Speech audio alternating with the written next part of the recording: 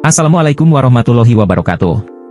Salam sejahtera dan salam bahagia buat semuanya. Video kali ini akan membahas pelajaran IPAS bab 8 kelas 5 yang berjudul Bumiku Sayang, Bumiku Malang. Topik C, permasalahan lingkungan mengancam kehidupan. Ayo kita simak videonya.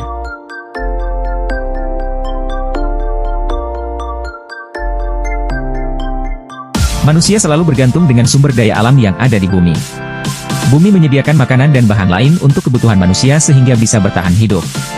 Sumber daya alam yang disediakan bumi meliputi air, udara, tanah, tumbuhan, hewan, sinar matahari, dan masih banyak lagi. Manusia membutuhkan udara yang bersih untuk bisa bernapas. Air digunakan manusia untuk minum, mandi, dan mencuci. Tumbuhan seperti padi dibutuhkan sebagai salah satu sumber bahan pokok. Hutan menghasilkan kayu untuk kebutuhan bahan konstruksi, misalnya membangun rumah. Jika kayu di hutan terus diambil tanpa melakukan penanaman kembali akan berakibat hutan gundul. Hutan yang gundul tidak memiliki kualitas air dan udara yang baik, tanah mudah longsor, dan habitat hutan menjadi rusak. Manusia membutuhkan kebutuhan pangan, seperti ikan untuk memenuhi kebutuhan protein hewani. Beberapa orang dengan tidak bertanggung jawab mengambil sumber daya laut menggunakan racun atau bahan peledak. Kegiatan tersebut menyebabkan terumbu karang yang merupakan tempat hidup berbagai jenis laut mengalami kerusakan. Manusia juga membutuhkan sandang, yaitu pakaian. Pada era modern ini, pakaian lebih banyak diproduksi oleh pabrik. Hasil kegiatan industri seperti pabrik akan menyisakan limbah kimia berbahaya. Limbah tersebut harus diolah dan tidak boleh dibuang begitu saja ke sungai. Limbah bisa meracuni makhluk hidup yang hidup di sungai, seperti ikan. Lalu, bagaimana dengan permasalahan di lingkungan sekitar kita? Tidak hanya hewan, manusia juga bergantung pada alam untuk memenuhi kebutuhan hidupnya. Jadi, sepanjang hidupnya manusia akan terus berinteraksi dengan alam. Setiap hari, manusia berinteraksi dengan lingkungan untuk memenuhi kebutuhan dasarnya. Interaksi adalah suatu jenis tindakan yang terjadi ketika dua atau lebih objek saling memengaruhi atau memiliki efek satu sama lain.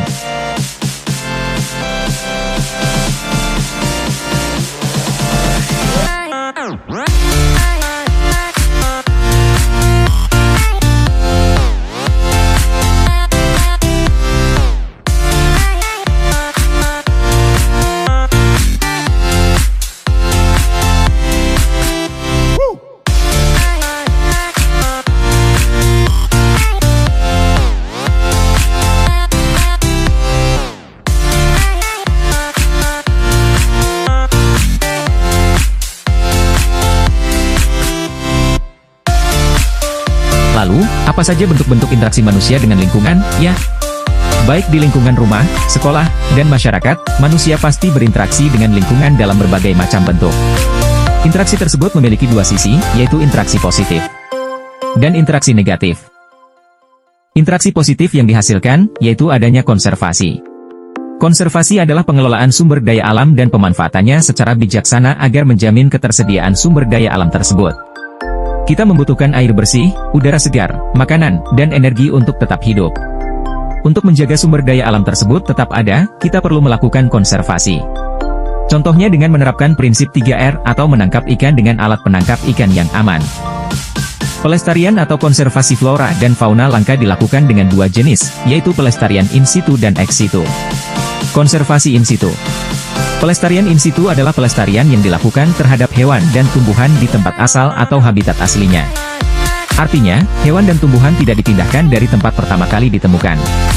Pelestarian ex situ adalah pelestarian yang dilakukan terhadap hewan dan tumbuhan di luar tempat asal atau habitat aslinya.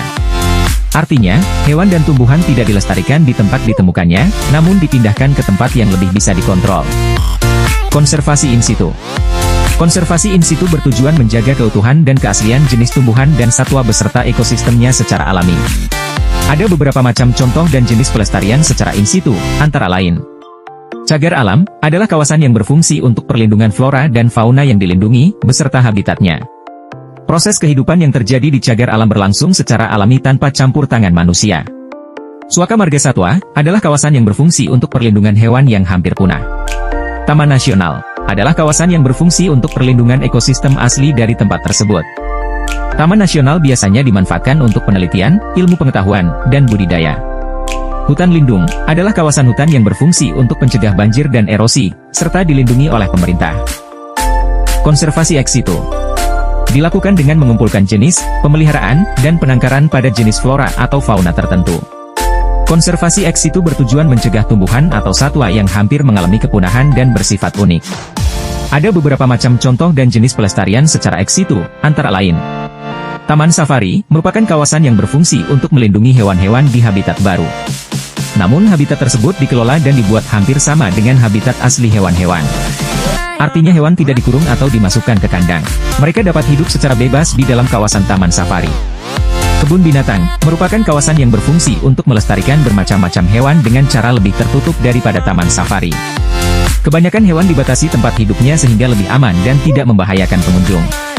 Sebab, pengunjung kebun binatang masuk dengan cara berjalan kaki dan bisa berinteraksi secara dekat dengan hewan-hewan. Kebun botani merupakan kawasan yang berfungsi untuk menyimpan dan melestarikan tumbuhan-tumbuhan yang dilindungi. Contoh interaksi yang baik, positif antara manusia dan lingkungan. Menanam pohon, menggemburkan tanah dengan cara membajak atau mencangkul. Memberikan pupuk bagi tanaman. Menyiram tanaman. Beternak hewan. Menerapkan prinsip 3R. Menangkap ikan dengan alat penangkap ikan yang aman. Interaksi negatif. Menimbulkan interaksi negatif antara lingkungan dan kebutuhan hidup manusia. Dampak negatif interaksi manusia dan lingkungan alam antara lain, menyebabkan kerusakan lingkungan, polusi, global warming, perubahan iklim DLL.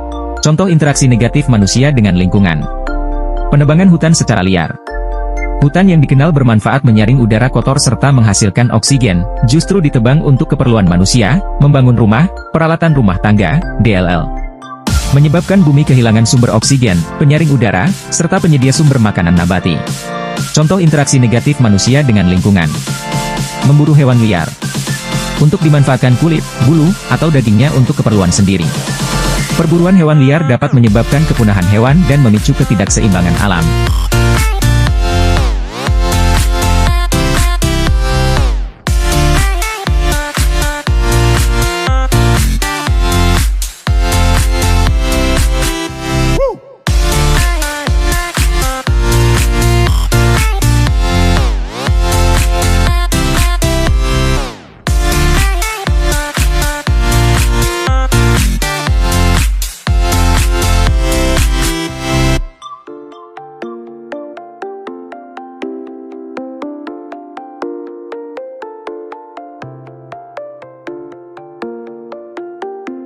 Deforestasi.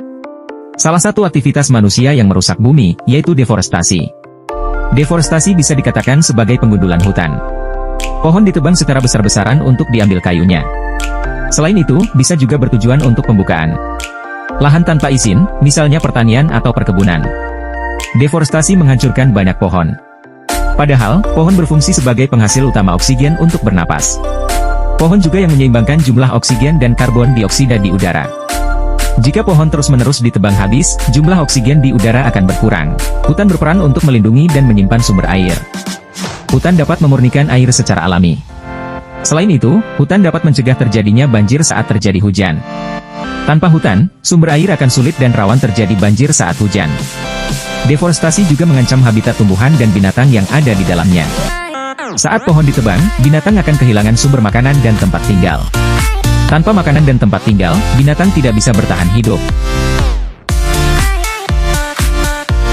Lalu, bagaimana dampak permasalahan lingkungan terhadap kondisi sosial, masyarakat, dan ekonomi? Lingkungan bisa berubah karena permasalahan banjir, gempa, kekeringan, deforestasi, perubahan iklim sehingga dapat memengaruhi kondisi sosial. Selain itu, masyarakat bisa kehilangan pekerjaan, kekurangan gizi, serta permasalahan lainnya yang mengganggu hubungan sosial. Sementara pada ekonomi, permasalahan lingkungan dapat memengaruhi pertumbuhan ekonomi dan kesejahteraan. Masyarakat tidak mampu meningkatkan kesehatannya dan mengembangkan dirinya menjadi sumber daya yang unggul. Kerusakan lingkungan juga membuat sumber daya alam tidak bisa dimanfaatkan kembali. Kondisi ekonomi pada suatu daerah atau negara bisa menurun dan perlu penanggulangan bencana dalam bidang ekonomi yang ada di dalamnya. Saat pohon ditebang, binatang akan kehilangan sumber makanan dan tempat tinggal. Tanpa makanan dan tempat tinggal, binatang tidak bisa bertahan hidup.